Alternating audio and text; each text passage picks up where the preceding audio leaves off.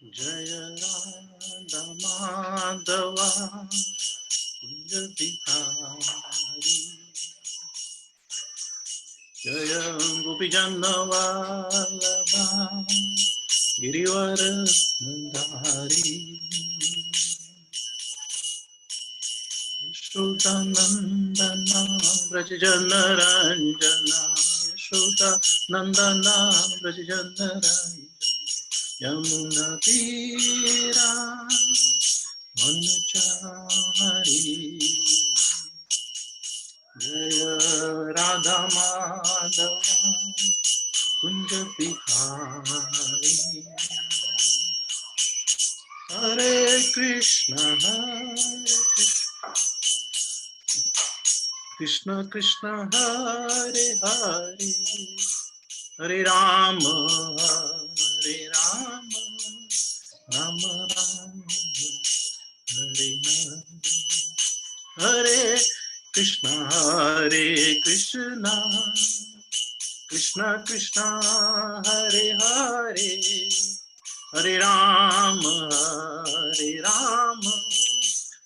राम राम हरे हरे जय राधा माधवा कुंज बिहारी जय गोपीजन वल्लभा गिरिवरधारी यशोदानंदन ब्रज जन रंजना यशोदानंद ब्रज जन रंजना यमुना तीरा वनचारी जय राधा माधव कुंज बिहारी जय विष्णुपाद परमहंस परिव्रजकाचार्य अष्टोत्तर सदस्य श्रीमद श्रीमान केशव चरणारविंद भक्तिवेदांता जगद्गुरु स्वामी श्रील प्रभुपाद की जय इस्कॉन फाउंडर आचार्य श्रील प्रभुपाद की जय अनंत कोटि वैष्णव वृंद की जय नामाचार्य श्रील हरिदास ठाकुर की जय प्रेम से कहो श्री कृष्ण चैतन्य प्रभु नित्यानंद श्री अद्वैत गदाधर शिवसदि गौर भक्त वृंद की जय श्री राधा कृष्ण गोप गोपीनाथ श्याम कुंड राधा कुंड गिरि गोवर्धन की जय ब्रजभूमि मथुरा वृंदावन धाम की जय श्री मायापुर नवद्वीप धाम की जय श्री पुरुषोत्तम क्षेत्र जगन्नाथपुरी धाम की जय श्री द्वारिकापुरी धाम की जय श्री अयोध्यापुरी धाम की जय माई की जय यमुना माई की जय भक्ति देवी की जय तुलसी महारानी की जय सामवेद भक्त वृंद की जय हरिनाम संकीर्तन यज्ञ की जय ग्रंथराज श्रीमद भगवद गीता की जय कार्तिक माघ की जय निताय गौर प्रेमानंदे Hari Glories to the Son, glories to the Son, or glories to the Son, or glories to Sri Guru and Gauranga, or glories to Sri Prabhupada. Okay, so today we are reading from Srimad Bhagavad Gita as it is, chapter number 5th, and the text number 26. Bhagavad Gita 5.26. काम क्रोध विमुक्तानां यतिनां यत चेतसाम् अभितो ब्रह्म निर्वाणं वर्तते विदितात्मना काम क्रोध विमुक्तानां यतिनां यत चेतसाम् अभितो ब्रह्म निर्वाणं वर्तते विदितात्मना काम क्रोध विमुक्तानां यतिनां यत चेतसाम् अभितो ब्रह्म निर्वाणं वर्तते विदितात्मना. Synonyms: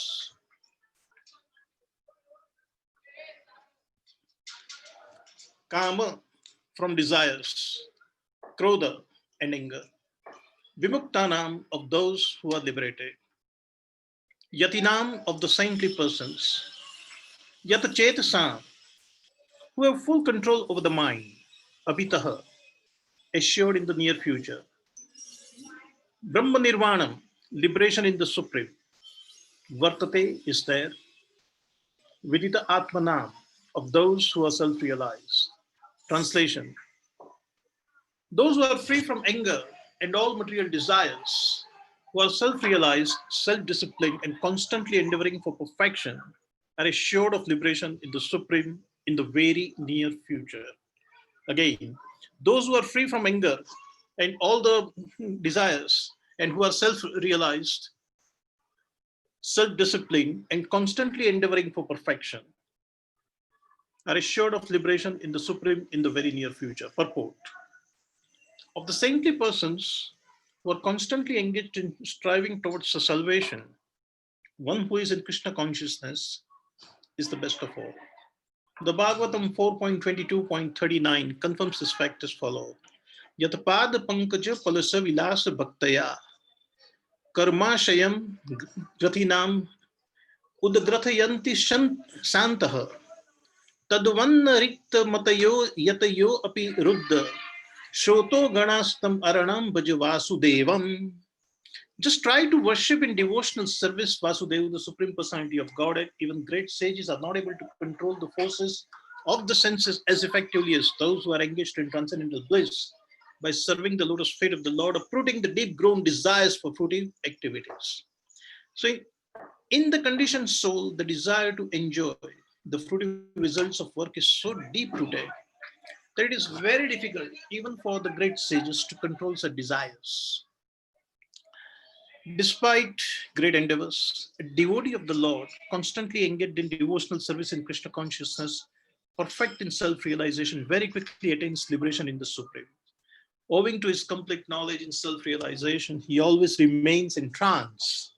To cite an analogous example of this, Darshana Dhyana Samspashai Matsya Kurma Vihangama Swani Apatyani Pushnanti Tatha Aham Api Padmaja. By vision, by meditation, and by touch, only do the fish, the tortoise, and the birds maintain the offspring. Similarly, do I also, O Padmaja. The fish brings up its offspring simply by looking at them. The tortoise brings up its offspring simply by meditation. The eggs of the tortoise are laid on the land, and the tortoise meditates on the eggs while in the water. Similarly, the devotee in Krishna consciousness, although far away from the Lord's abode, can elevate himself to that abode simply by thinking of him constantly, by engagement in Krishna consciousness. He does not feel the pangs of material miseries. This state of life is called Brahma Nirvana, or the absence of material miseries due to being constantly immersed in the Supreme.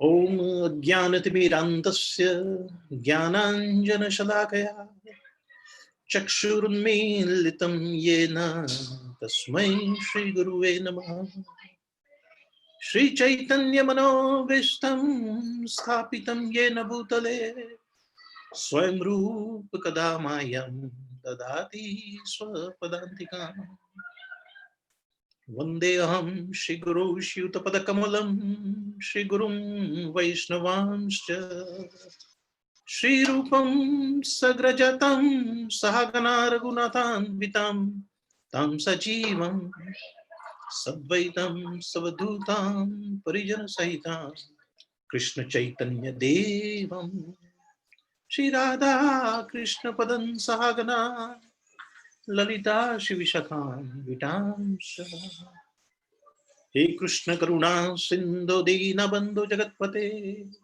Shri Gopesha Gopika Kanta Radha Kanta Namostute Tatta Kanchana Gaurangi Shri Radhe Vrindavaneshwari Shri Vishabhanu Sute Devi Pranamami Shri Hari Priye Vancha Kalpatarubhyascha Krupa Sindhubhya Evacha Patitanam Pavanebhyo Vaishnavebhyo Namo Namah Jai Shri Krishna Chaitanya Prabhu Nityananda Shri Advaita Gadadhara Shiva Sadi Gaura Bhakta Vrinda Hare Krishna Krishna Krishna Hare Hare Hare Rama Rama Rama Hare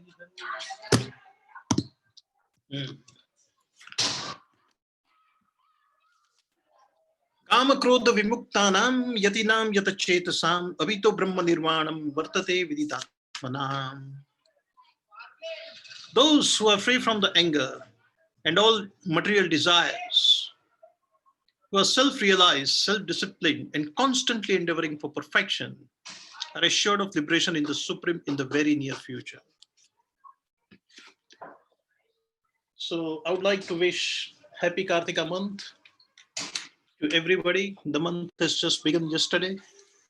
We are thoroughly enjoying Brajmandal Parikrama as being done by the Brajmandal Parikrama team. It's an excellent endeavor to be in Vrindavan while actually away from Vrindavan. Last year, I had an opportunity to do this parikrama for 27 days, and we walked for almost 450 to 500 kilometers in 27 days. And now that I'm going to the virtual Vrindavan parikrama, I find there is absolutely no difference between doing this parikrama while being in Vrindavan and virtual parikrama. You are away from Vrindavan, the Vrindavan manifesting in your own home. So it's an excellent effort by the devotees in Vrindavan and the Brajmandal Parikrama team that we would like to appreciate. And I always look forward to those 1.5 hours in the evening where my consciousness, by my consciousness, I transport myself into the realm of Vrindavan. It's a very enjoyable experience. So here today in Srimad Bhagavad Gita, we are talking about a verse that deals with Brahma Nirvana, and that begins with Kama Krodha Vimuktana. So I thought that because in the month of Kartik, many devotees take the vow. And I've seen, at least it is my experience, that the devotees would like to take the vow, although the vows are kept secret, to the devotees. Devotees like to take the vows that I will not offend anybody, I will not become angry, and no Vaishnava offenses, no offenses to any living entities. So I thought that, we should speak something on that particular subject matter, which is a part of this verse, by the way. Kama Krodha Vimuktana. So one who is completely free from the desires, material desires, and especially the urges of the anger, he can become self-realized. Rupa Goswami says in the very first verse of Nectar of Instruction, very first verse, and mind-boggling verse, and this is the verse with which my Krishna consciousness personally began. I never knew anything about any verse except a couple of verses in Bhagavad Gita, which are very famous in India, like Karmaniya Vadikaraste Ma Phadeshu Kadachana, and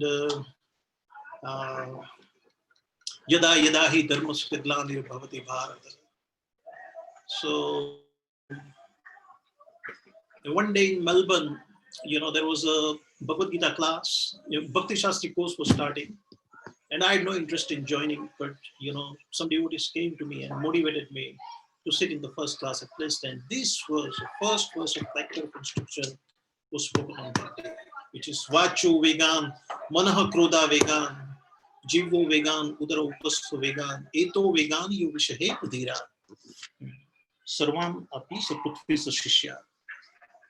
And this verse I can never forget, because this is my first encounter with Krishna consciousness. And I had a lot of questions as a result of this verse being read. How can a person change, one's nature? How can one control, certain forces which are so natural, within the body? And Rupa Goswami talks about the 6 powerful forces, and yet he talks about controlling them. And as a result of controlling those urges, one can elevate oneself to the position of being the spiritual master of the entire world. Wow, for someone, who has no idea of Krishna consciousness, and you hear a verse like that, you're going to be baffled. You're completely baffled. So one of the 6 urges mentioned is Krodha Vegan, this urge of anger. So I thought, while we are all endeavoring to perform our sadhana to the best of our ability, trying to absorb our consciousness in Krishna, especially in this all auspicious month of Kartika, I thought we should speak something on anger management, which is very much the subject matter, the part of this verse. Hmm. Although it's not so much intrinsic to the purport, but it is a part of the verse. So I was actually thinking that, we should speak about how to resist, or how to manage, or how to control, or how to manage the anger. So before we go into the specifics of anger management, let's look at this wonderful chapter and the various themes which are flowing through this chapter. I always like to do this whenever there is any opportunity to speak on any of the verse of Srimad Bhagavad Gita. It's always good to look at, right, how this verse is flowing in relation to the other verses. And we are almost, towards the end of the chapter 5. And how the chapter 5 begins is like many chapters begin, a question by Arjuna. Arjuna asks a very, very valid question, because at the end of the 4th chapter, the title of which is Transcendental Knowledge, Krishna speaks about karma sannyasa in, I think, the 41st verse or the 42nd verse, the 41st verse. And Arjuna picks up that word, and for our benefit, he asks a question to Krishna, that sannyasam karmana Krishna, punar yogam cha sanshasi. Why, Krishna, you are talking about the yoga again? I'm actually confused between the karma sannyas and karma yoga. So you tell me which is the best of the two. So the theme which flows during the first 6 chapters, during the first 6 verses of this chapter is karma sannyas, the renunciation of activities altogether, or karma yoga, means engagement of activities in Krishna consciousness, as Prabhupada translates the karma yoga, is superior.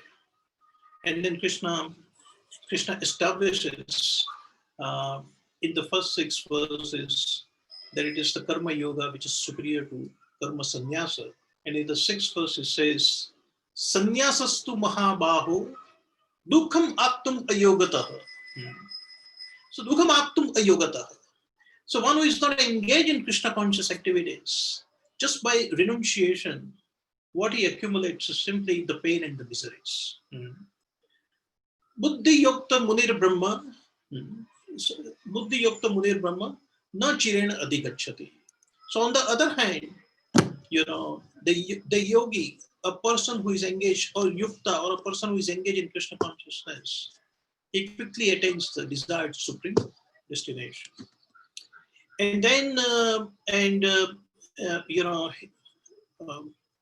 Krishna also brings up the 2 philosophies, the philosophy of a jnana and the philosophy of a karma together, and say that there is no difference between the two, because you have to judge, the philosophy by the result that you are going to get out of it. So he talks about the Sankhya Yoga, which is analytical study of the matter, and the Karma Yoga, which is engagement, of the senses in the activities of Krishna consciousness. And Krishna conclusively establishes that Sankhya Yoga and Karma Yoga are one and the same. The one is, Prabhupada beautifully, writes in the purport that the one is discovering the root, another is watering the root. After you discover the root, after you do all analytical study of the matter, and you find that the Krishna is the supreme, he is above the super soul and the material nature, naturally, the soul should engage in the service of the supreme soul, and which is what is the subject matter of karma yoga. So both of them are the same. And then the next thing that follows is, through the various, there is a very beautiful verse number 8 and 9. Naivam kinchit karomi iti. Yukto manyet tattvavit. So the various activities of, the senses are described. And this verse, if you meditate upon this verse, you can actually realize that we are not the body, we are the soul. And this is a preliminary realization of the yoga although yoga is based upon the knowledge that we are not the body, we are the soul, but as we perform the activities based on the knowledge, we can come to this realization that all our activities, whether we see, whether we hear, when we smell, when we eat the food, when we walk, when we sit down, when we accept something, visrujam, when we,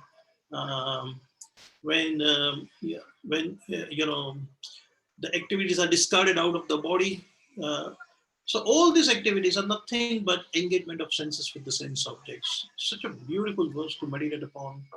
You can realize by just meditating upon this verse that we are not the body, we are the soul. And then, then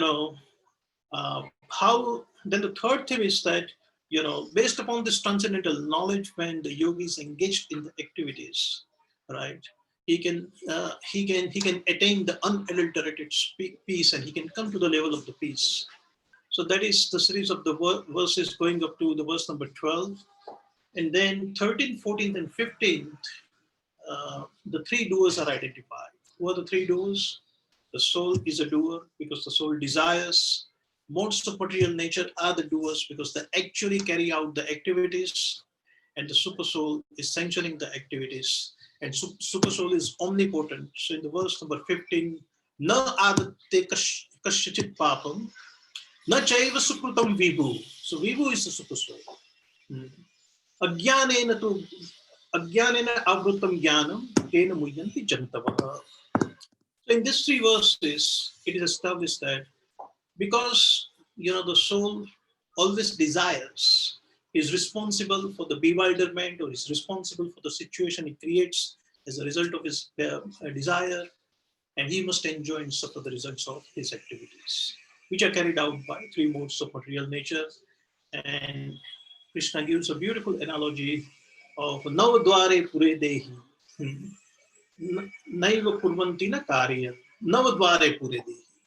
So the body is identified through a beautiful analogy of a city of 9 gates. So 9 senses, 2 eyes and 2 ears and 2 nostrils, and the genitals, the 2 genitals, and the mouth. So 2, 2, 2, 6, 7, 8, and 9. So Navadware Pure Dehi, Naiva Kurvanya Karya. So the soul's position is that he is just one of the residents of a city of the 9 gates. And just as all the activities of the city are done practically without our, influence on the activities of the body, on the activities of the city, in the same way, the body carries out all the activities and the soul has nothing to do with it. So very nicely, Krishna actually says this. And then the following verses, going all the way up to the verse number 23, is how Ajnanena avrutam jnanam tena muyyanti jantavaha. So when the real knowledge is covered by the ignorance, and spirit soul desires under the influence of the ignorance, and he enjoys and suffers the reactions of the activities which result as a result of such desire, then Krishna brings in the topic of transcendental knowledge again and says that how his activities are reformed through the transcendental knowledge. So beginning from verse number 16, going all the way up to the verse number 26, is how the soul is uplifted to the level of self-realization through the transcendental knowledge. So, and a very famous verse of Pandita Samadarshina is also actually spoken. So with the knowledge he attains, the transcendental knowledge reforms the intelligence. Intelligence controls the mind controls the senses. His faith and his surrender is established, and he's on a path of self-realization. Then he actually develops the equanimity in vision, and sthira buddhir asammudo. His intelligence becomes fixed, undivided. And that is the position of a self-realization. And he's no longer interested in the pursuit of the senses, bias paseshva saktatma, vindati atmani yat sukham. So those verses, yahi sansparsha ja bhoga dukhi yonane evute. Adiyantavantah Naramatu Naramantu Teshu Buddha, something like that. The intelligent persons do not delight in the sensual pleasures because they are limited by the beginning and an end. And they are interested in Param Sukham, Sukham Akshayam Ashnute, Vindati at Param Sukham.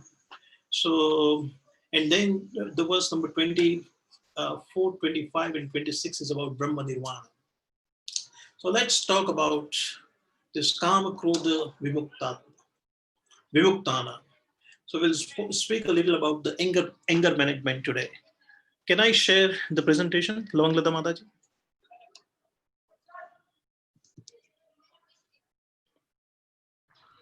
Okay, ready. Okay, so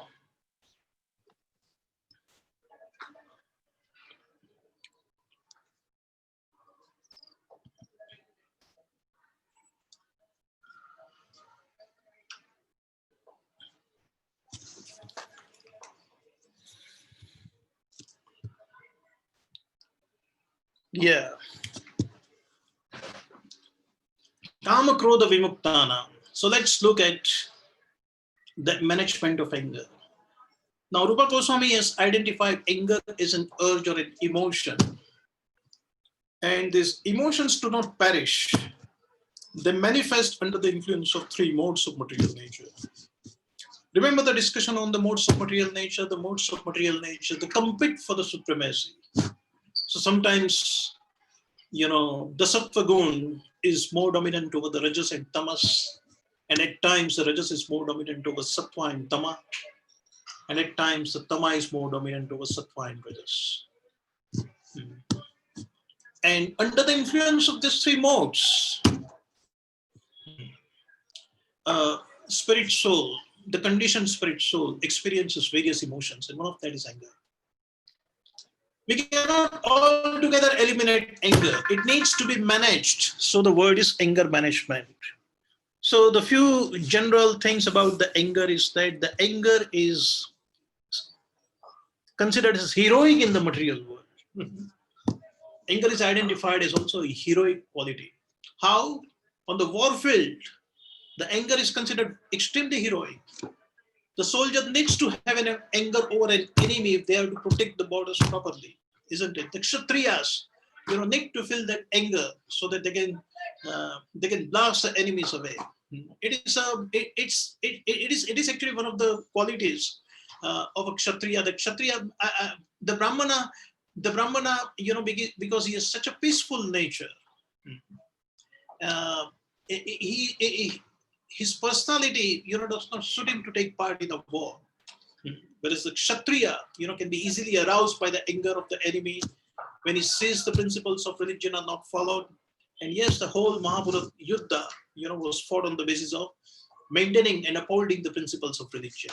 So there are instances of anger there. Heroic in the material world. We have seen that, in the Bollywood or the Hindi film industry, certain stars have been identified as he performs the role of angry young man very, very well. Many of you, who are from India and who have been, acquainted with the Bollywood in the past or whatever, Amitabh Bachchan, the superstar of the Bollywood industry. He came up, he became superstar just because of this quality that he used to display the emotions of anger much better than the other actors.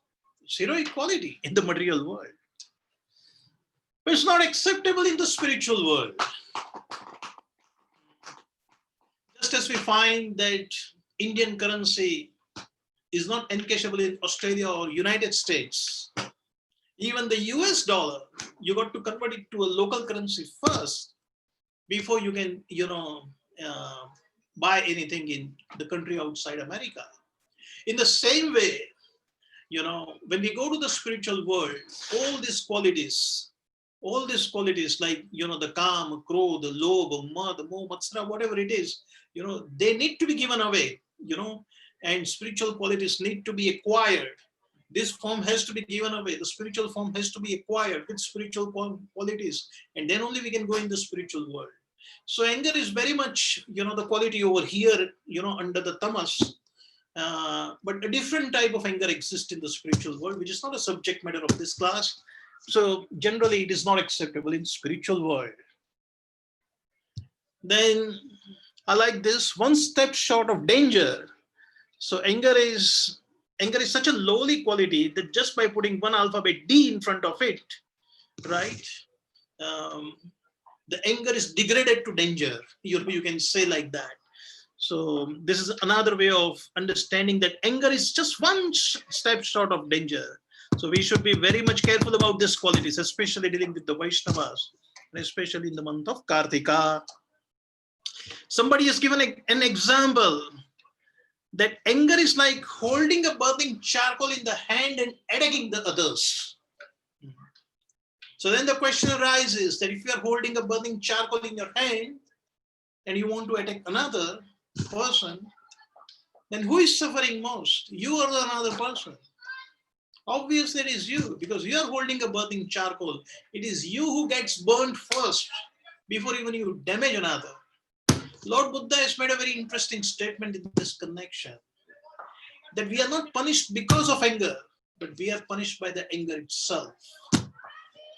The scientific analysis are made that when one is extremely angry, the level of toxics within the body rise to such an extent that one can die out of extreme anger. One can die out of extreme anger. Science accepts that. So holding a burning charcoal in hand. So with all these things, these are some general conceptions about the anger to, and why basically it is something that requires a management. Anger requires a management. Anger requires a management. So many things in our life on a day-to-day basis. Our sadhana requires a management. Our study, our any material activity requires a management. Running a household is actually a management affair.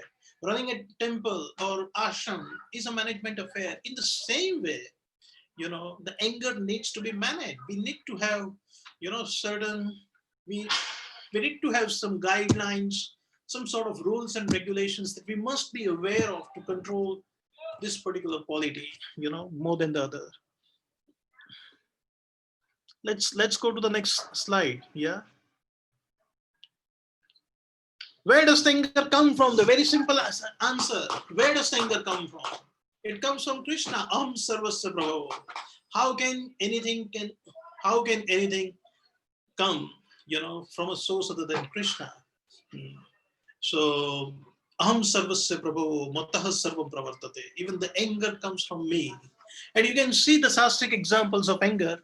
And because the Lord is an anger in his personality, the anger is there within the living entities too. But the anger of the Lord is at a level of a compassion.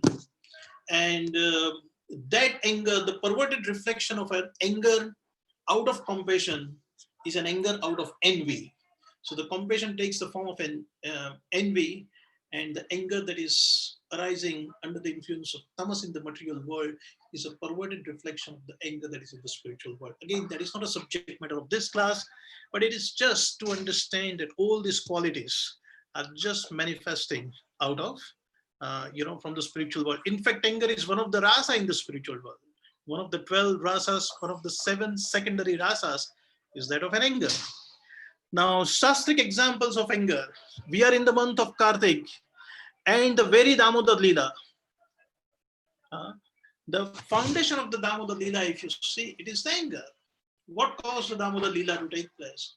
The Damodar Leela was caused principally by the curse that Narad Muni gave to 2 sons of Kuvera, who, completely disrespecting the presence of a saintly personality, they were enjoying with heavenly damsels. The damsels covered their bodies, and these 2 persons, completely drunk and intoxicated, were standing naked, and they were completely oblivious of the presence and the stature of a saintly person like Narad Muni. And Narad Muni cursed them out of anger. And then, within the Damodar Leva, the 3 levels of anger are there.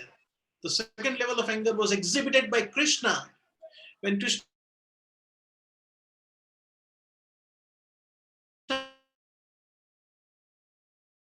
was nicely sucking the breast of the mother Yashoda and was enjoying that there is a milk that is boiling.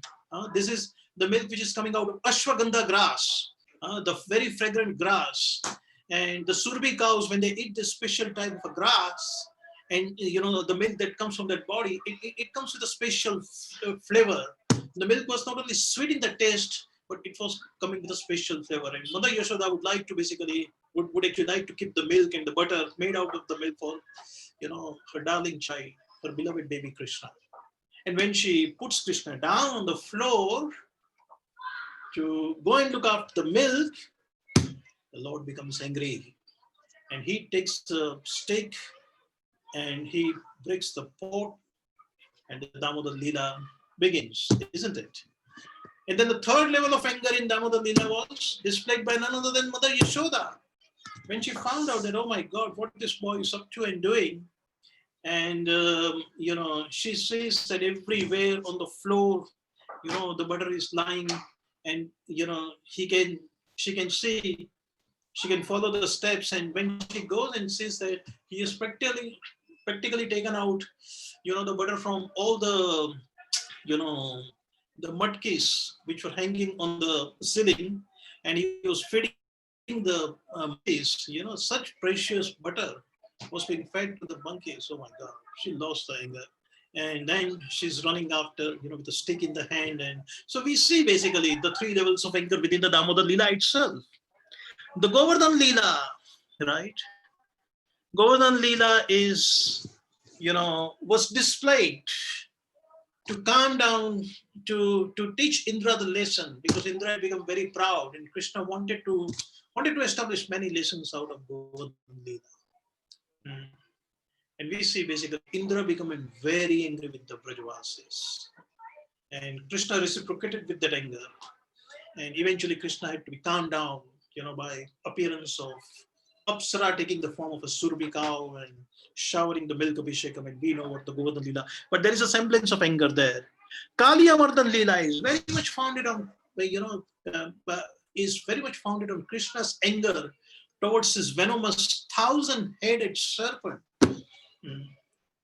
who practically, by the fumes of poison coming out from the Kaliya Daha, that lake which is formed within, the belt of Yamuna, there is a lake near where the Kaliya tree is still there, the Kadamba tree from where Krishna jumped, that Kaliya Daha. So in that, all his coward friends, just by smelling those poisonous fumes, they lost their life and they were all unconscious. And Krishna, by his glance, brought them back to the life. But he was very much angry with Kaliya. He was so much angry that he personally kicked every single food of Kaliya, because the snake is considered, the personification of envy. His Divine Grace Bhakti Siddhanta Saraswati Thakur would say, kill the snake, don't even wait for a moment, because it's a venomous, it's a envious animal. Regardless of whether your fault is there or not, he will come and hiss at you, and he will bite you, and you might die. So don't let it become the cause of your death. Kill him there and there. You're killing the envy of a serpent, and you're not getting any sin as a result of that. He went on to actually say that. He went on to that extent of basically saying that. So Krishna personally kicked every single of his 1,000 hoods to drive away the venom of the envy. So Krishna exhibited the anger on Kaliya Mardhan Leela. And he was almost going to kill until the wives came and say no. Because of the prayers of the wives, Kaliya was saved. Lord Nrsimhadev, Ugra Avtara, right? So he is the manifestation of a form that is feared by the fear personified. And when the Lord appeared, he made such a thunderous roar. The lion is known for the roar, but this roar was extraordinary. That could be heard all the way up to, the 14 planetary systems. Everyone could hear that. And at that point of time, when that Lord Nrsimhadev roared, the fetus within the wombs of all demoniac mothers, they fell apart. They actually lost their babies. Such was the roar of anger. So everyone knows about that pastime.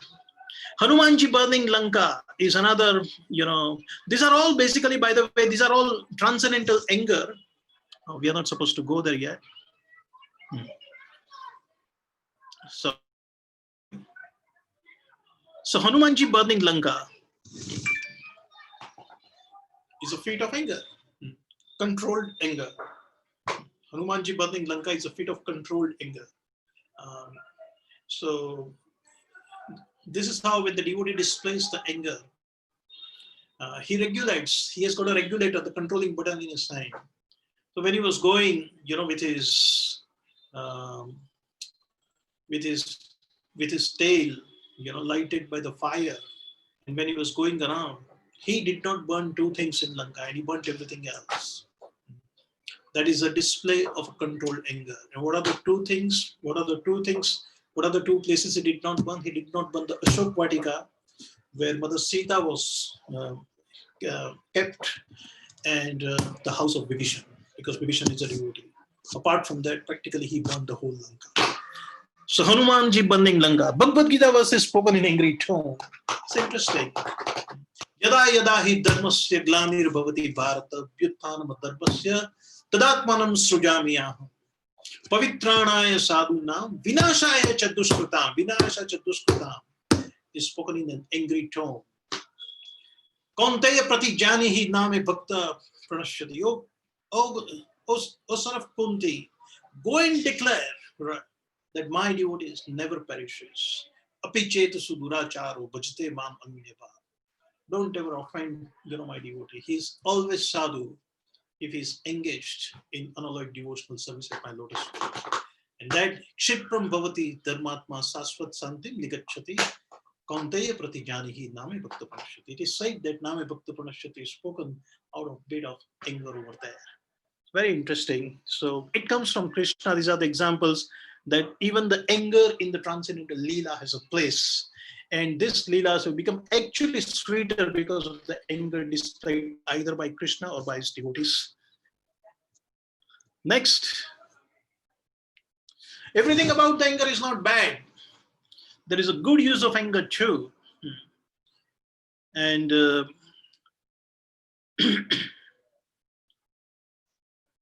self-reformation. In the month of Kartika, you have taken a vow to say rise by 3 o'clock without fail. I'm just giving an example. And finish all your rounds in Brahma Muhurta. It could be a vow. Devotees take a vow like that, especially when they don't chant and they don't finish all the rounds in Brahma Muhurta, on all the days. They may take a vow like that. And on one fine day, they are not able to, get up. Then they repent. They become angry, at their inability to be able to rise early. These types of anger is good, which is uplifting the sadhana. Oh, my vow is broken. How nonsense. Why did I spend the time doing this and that the other day? I should have rested well in the afternoon. I couldn't rise early, blah, blah, blah. Self-reformation. Okay. Uplifting the people from tamas. An example is there of, Srila Prabhupada holding almost the collar of another person. There's an argument that Prabhupada was having, with a person in a class where Prabhupada was, glorifying the process of bhakti yoga and how Krishna reciprocates with his devotees. And, a person stood up and basically asked a question, and he says that, Prabhupada, all these things are there, but where are the proofs and where are the examples? We actually say that Krishna does this and that, and the stories are there in Bhagavatam where it comes to the rescue of, Narasimha Dev, where it comes to the rescue of Prahlad Maharaj and Krishna protecting so many devotees, but we don't find that happening. And Prabhupada almost got that person by a collar and say that first you surrender, follow the 4 regulative principles and chant 16 rounds attentively, and then expect basically what Krishna, will do. Prabhupada would famously use the word rascal, right? It is a sweet anger. It is an anger out of compassion to deliver. The people who have the impersonalistic notion of absolute truth, and they go around and spread the notion that the soul can become so would use the word rascal, and his tone would change as soon as he would begin the blasphemy of impersonalism. So uplifting the people from tamas, is very much the quality in preaching. Sometimes the anger is good use there. Counteract the blasphemy. Yes, everyone knows that we need to basically defend. We need to defend the devotees and the God when somebody is blaspheming. And these are the good use of anger.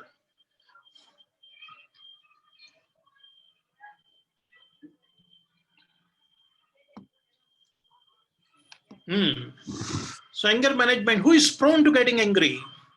So the three types of examples are actually given, and they are, the control freak, enjoyment maniac, and perfectionist. Now the control freak is kind of a kshatriya who is in an administrative position, and he cannot expect if things go beyond the norms of control that he has laid down. If things don't go well according to my plan and according to the way I want, then bang, I'm not going to accept it. This is a control freak. When you're organizing some event, and you are in charge of the whole event, and you laid down the guidelines, and the people don't adhere to that, then the people tend to become angry. Enjoyment maniac. This is the control freak is more of an more for the devotees who are of an administrative nature. Enjoyment maniac is like Vaishyas and Shudras, and if they actually believe that the lives, the desire is for the enjoyment, and anything that comes in the way of sense gratification, they feel frustrated and they become angry. It's not so much for the devotees, it's more for the karmics and the non-devotees. And then the perfectionists, this is brahmanas, right? Pujari, for example, on an altar expecting everything to speak in span, and if the things actually don't go according to the norms laid down by them, perfectionist who expects 10 out of 10. But hey, you are in the material world and you are controlled by the modes of material nature. You are controlled. So no one is a perfectionist over here. Yeah. Under the spell of the illusion, we have imperfect senses, we have propensity to commit the mistakes, and we have a cheating propensity. So no one is a perfectionist. So these are the three examples which are given. The people who are prone to getting the angry. Go a little fast. The anger management results in two types of expressions, right? Generally, you find that two types of people or two types of expressions is explosive and implosive. The explosive means it's like an AK-47 rifle, it's not like a normal gun. Normal gun will fire 1 or 2 bullets at a time, but AK-47, when you press the trigger, at a time 25 bullets will go. So that's AK-47, that's a machine gun. So the explosive people who burst, in tamasic emotions of anger, and they burst out very loud, and they don't know what actually they are talking, sometimes. The example, the Sastric example of an explosive anger is Durvasa Muni. At a slight instance, his anger can be provoked, and he will give the worst curse. Like the very famous story of Ambrish Maharaj and the Durvasa Muni. Ambrish Maharaj had just done the Charanamrit, had just taken Charanamrit to break the fast. And actually he was not violating any principle. But yet when Durvasa came to know that he has taken a sip of Charanamrit without offering anything to Brahmanas first, he got into the rage and fist of anger, and he created that a demon, that the demon, and basically asked her to kill Ambrish Maharaj. So that's very explosive. That's an extreme example of an explosive anger. Another example of an explosive anger is Duryodhana. Implosive anger, implosive anger means the lava is burning within the heart, and is boiling up and is boiling up and boiling up. And at one fine moment, it explodes out. So the implosive becomes explosive. But over the period of time, they externally pose as very calm, self-restrained, but internally the lava is burning. What's an example of an implosive anger? The example of an implosive anger is Dhritarashtra. When he learned that Bhima killed all of his 100 sons, he was boiling within the heart from the day one of the battle, because Bhima was killing his sons one after another. And and his anger and his love was turning into a rage when ultimately his very dear Duryodhana was killed. So when all the Pandavas come to make Dhritarashtra, Dhritarashtra basically want to hug Bhima first. And Dhritarashtra is known to possess the strength of 1,000 elephants in his arms, imagine. And he wanted to embrace Bhima and crush his bones to pieces. And Krishna knew, Krishna is a super soul within the heart of every living entity. He knew that Dhritarashtra is burning with lava within. So he had made basically a statue of iron, and before asking Bhima to go in front, he made the statue go first. And what did Dhritarashtra do? He embraced the statue, the iron statue, and wanted to shatter it to pieces. So this is an example of implosive anger that becomes actually explosive. So we must know this, so that we can see whether is there any lava burning inside. That's a practical relevance to us. And what is the consequence of being, when you suffer from these types of notions. So Shakuni is considered as an example of implosive anger. Shakuni was so much angry with the dynasty of Kauravas ever since he found that his sister was getting married to a king who is blind. And so he decided to make Hastinapur his place of residence. And internally he was boiling so much that he wanted to destroy this dynasty. This is another example of implosive anger.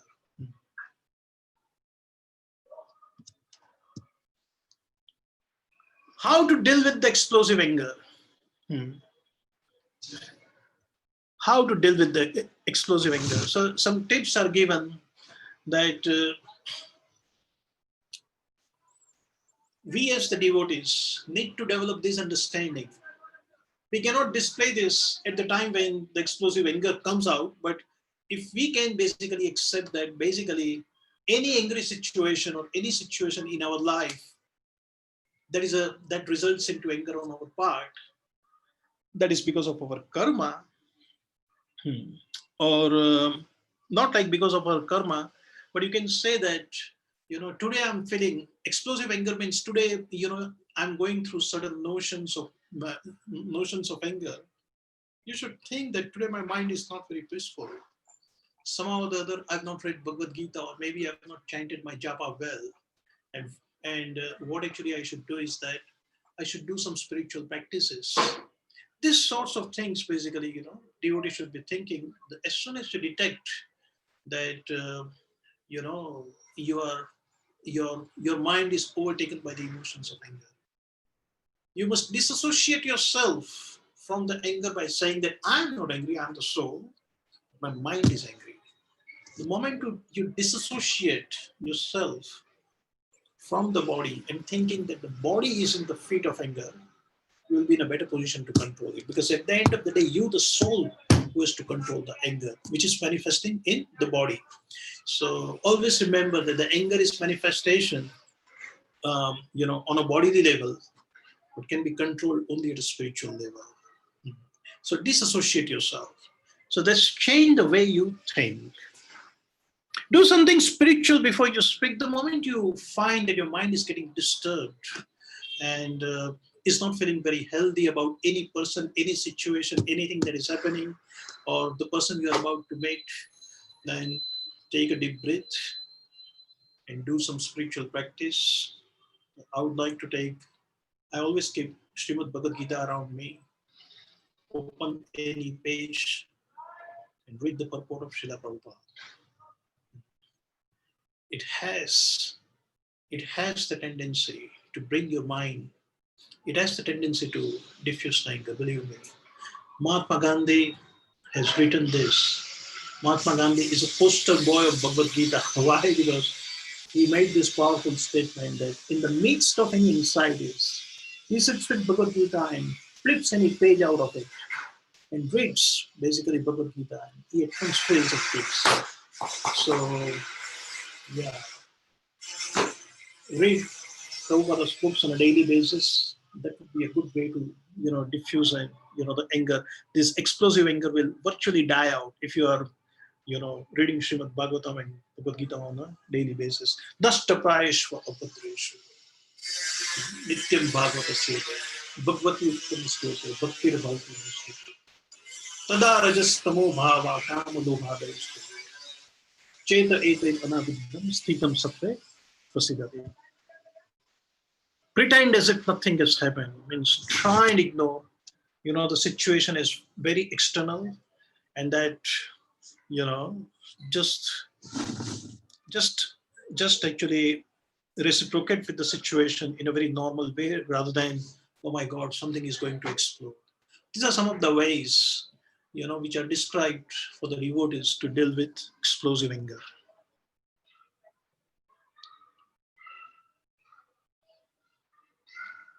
How to deal with the implosive anger when something is burning inside? When something is burning inside, right? You are not in a, internally you are in a very angry state. Externally you may come across as a very calm devotee. But think that the things which are happening in your life, the presence of certain person, the manifestation of some situation, your role, your actually role in it, is because of your karma. Try to analyze the situation, that what is your fault in the whole of this. There is no smoke without a fire. It takes two hands to make a clap. So try to visualize what is your role into this situation. Where is your karma? Where is your role into this situation, which has manifested the situation, and as a result of that, you are put into the situation of anger, something like that. So accept the situation as a result of karma. Change the direction of the arrow. Like normally a conditioned soul has a tendency to think that the other person is a culprit, I am the innocent. Other person is a culprit, I am the innocent. Other person is a culprit, I am the innocent. No, change the arrow. I also have some fault. I'm also a culprit. And he's actually innocent. If you actually do this, then this implosive anger will start getting basically diffused. When you understand that you have a role in the situation, as we said about result of karma, it will diffuse the anger. So change the direction of the arrow. These exercises you have to do very consciously. And when you are aware of these points, and when you do these exercises, you naturally find that you don't feel as much angry for the opposite person as you were feeling before, and accept the criticism constructively. So sometimes what happens is that we are made to sit in front of the arbitrator, who hears both the sides and who actually criticizes us for the actions that we are responsible for. We have to accept this in a very constructive manner. This criticism is meant for my upliftment, for my improvement, just like that. So these are the ways to deal with an implosive anger.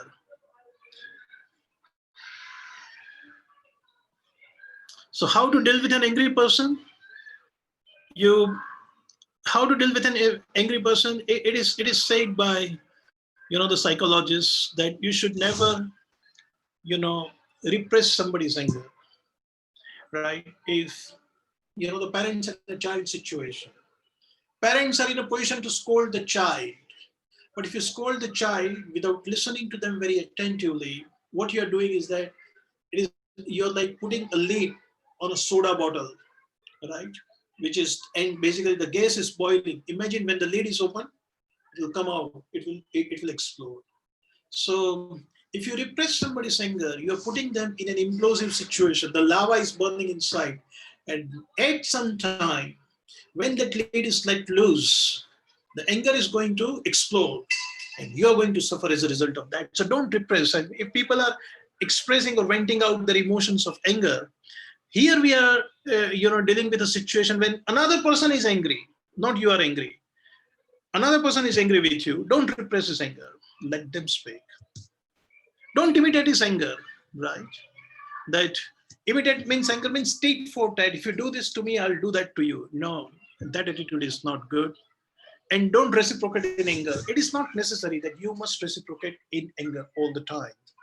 So these three treats are given. Now, this is most important thing, that whenever you are dealing with an angry person, as you said just now, the 4 steps are actually advised. Is the step number 1 is listen to him or her. Step number 2 is listen to him or her. And step number 3 is also listen to him and her without any intervention. Listen to the people who are having complaint against you. Be a patient listener. Allow them to vent out. I mean, everything is vented out, and there is no more emotions. There is no more anger left within the heart. They feel so much satisfied. And now they are at a discussion level, because the anger is subdued, and now they are now at a discussion level. So when they come at a discussion level, you can actually provide explanation from your side, whatever it may be. The Shastric example, is that of, what's a Shastric example you can give? When the first chapter of Bhagavad Gita, setting the scene and observing the armies on both the sides, Arjuna came up with 6 arguments, isn't it? The 6 different types of arguments. I will not fight for blah, blah, blah, blah, blah. Did Krishna speak anything? Krishna didn't speak anything. He allowed Arjuna to vent out all his emotions. He heard him patiently. He heard him. He used these first 3 steps. In fact, he used the 6 steps, because every time Arjuna was speaking, Krishna was not interfering. Krishna listened to all the arguments of Arjuna, and finally, when Arjuna took his shelter, right, Karpanya dosha upahat swabhavam, after that, Krishna began to speak Bhagavad Gita.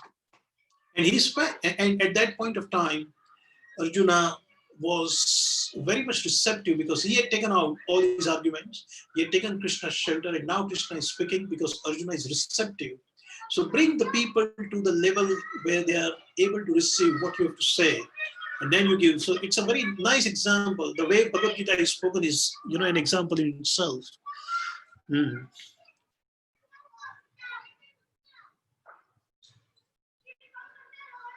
Some of the examples, I thought, which are very good, is knife. Knife can kill. A murderer can kill. Knife can kill a person, but in the hands of a surgeon, it can save the life of a patient. Anger is an emotion. It needs to be dovetailed. Like we saw an example of Hanuman, dovetailing the anger in the service of the Krishna. Anger can be used for defending, for self-reformation, for uplifting the people from tamas and preaching. So we are dovetailing these emotions. We are using, these are the correct uses of the anger. So that slide in which we showed good use of anger is dovetailing of an anger, and use an anger to, defeat the blasphemy of a lord or the devotee. Uninstall the ego, leave it for the time being. And story, Sadhu and Scorpion. It's a very famous story whereby a sadhu was crossing the Yamuna river, and he all of a sudden found that there was a scorpion, on his body, and it came onto his hand, and the scorpion would bite basically sadhu, and sadhu will feel so much pain that he actually just let the scorpion go, and then again he picked up the scorpion. And after he picked up the scorpion, because scorpion could not cross the river, sadhu was helping him to cross the river. But the scorpion, because of his venomous nature, instead of being thankful to sadhu, by his nature, he would bite his hand again. And sadhu would throw him in the water again and again, pick him up, and again he would bite. So somebody who saw this, that scorpion is biting sadhu all the time, and sadhu is picking up the scorpion again. So then he asked, sadhu, why you are doing this? You know that this is a very dangerous, venomous animal, and he's biting you. Actually, every time you pick him in your hand, and you throw him and again pick him. So why you are doing that? I can't understand this logic. Then the sadhu replied that the scorpion cannot give up his nature of biting, but my nature is of giving shelter to all the living entities. So if scorpion cannot give up his nature, how can I give up my nature? So we have to actually come to the stage,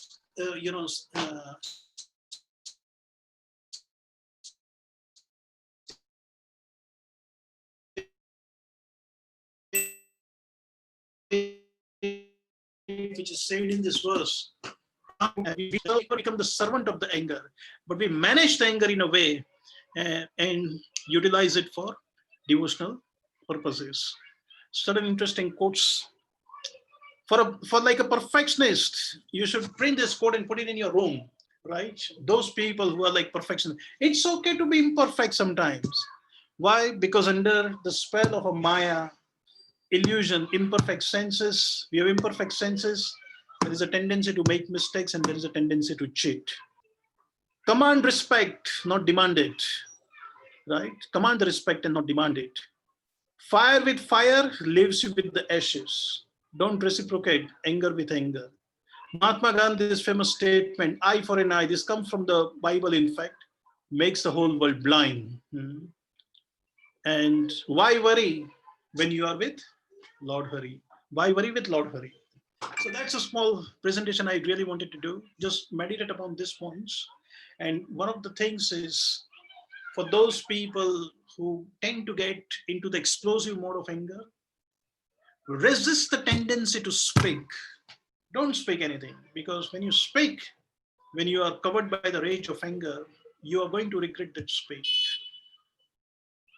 10 out of 10 times, the people who blur out something, of their mouth, when they are angry, they always say later that they should not have said that. And sometimes you have to repent for the rest of the life. So you've got to be very, very careful that in the mode of anger, never ever speak. At least if you do that, I think you've really managed to control the anger. So with that, I think the time is 6:38. I would like to stop here and see if there are any questions I can actually take as a result of this presentation.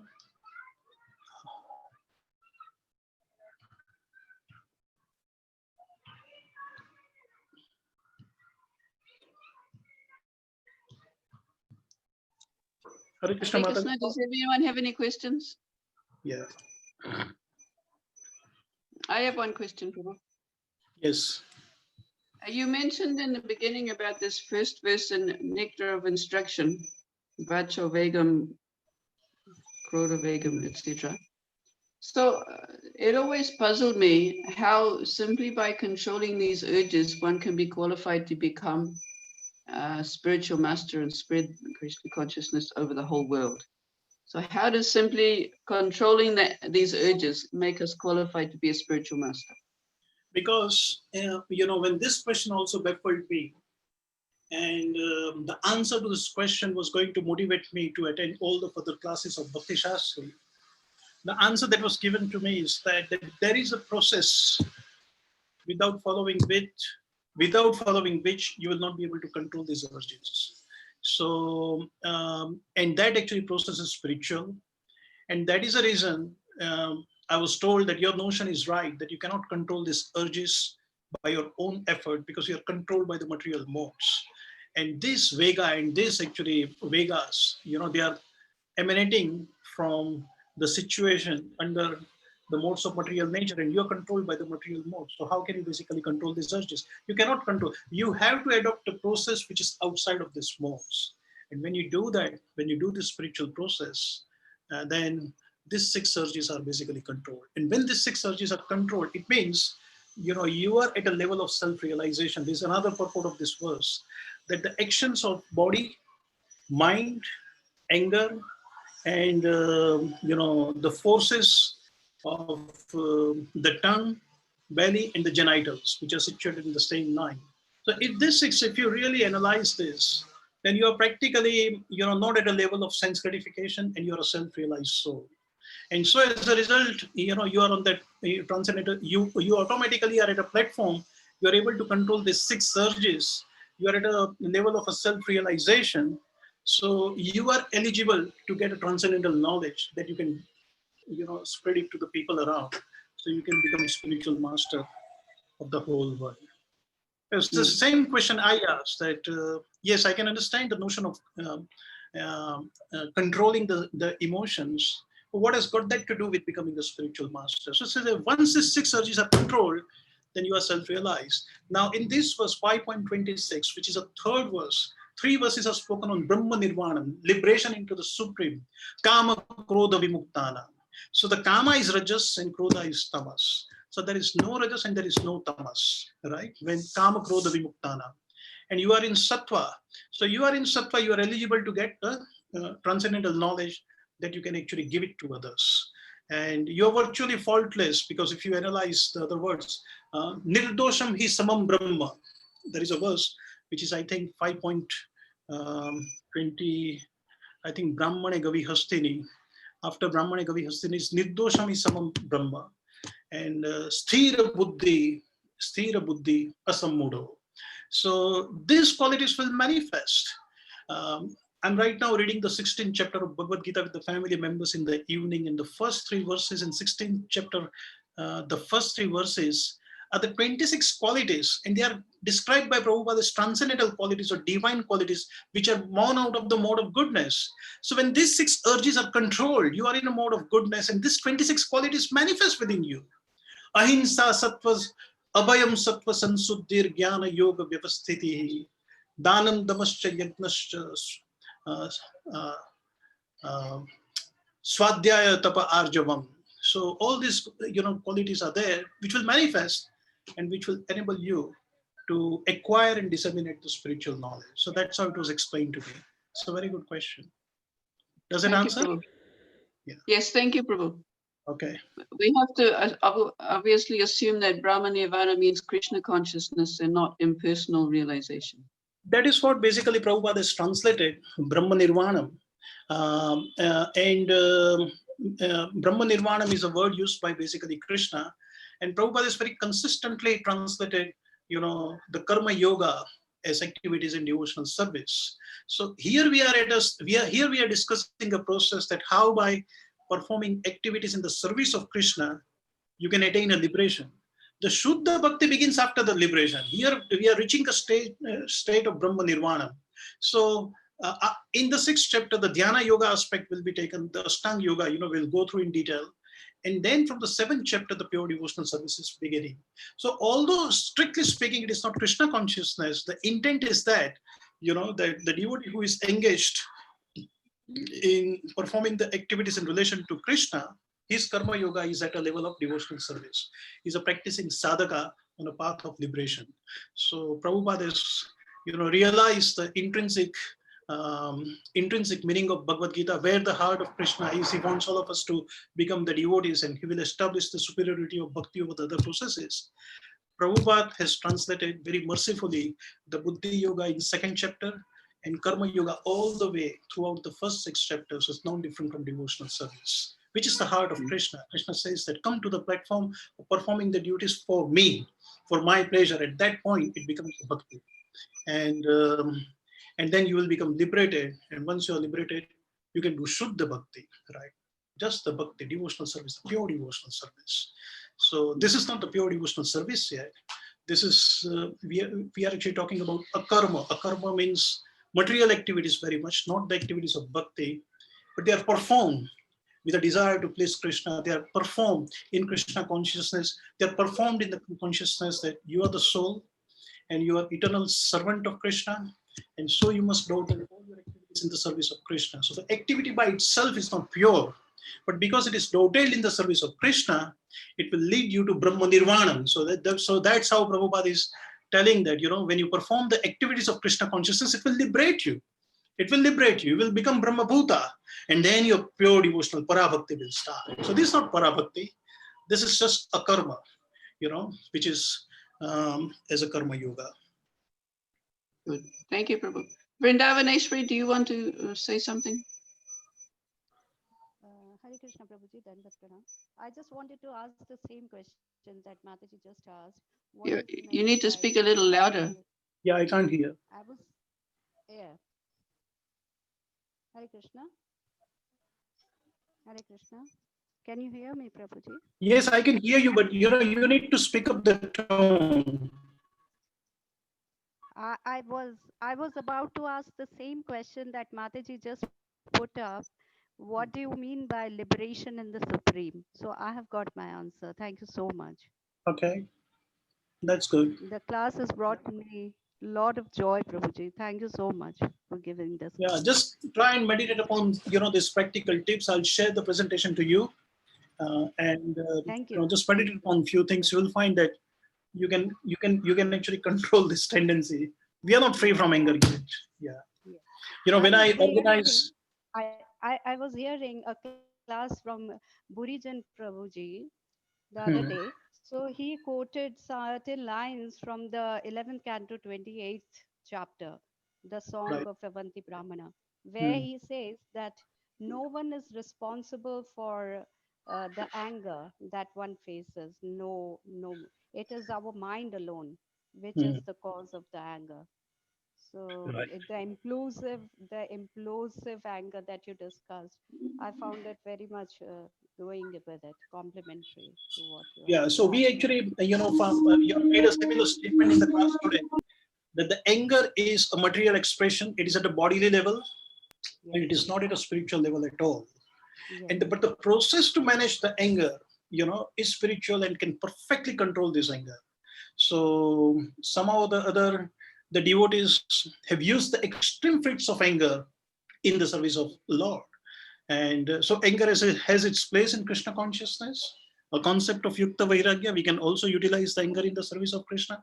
There is no problem at all.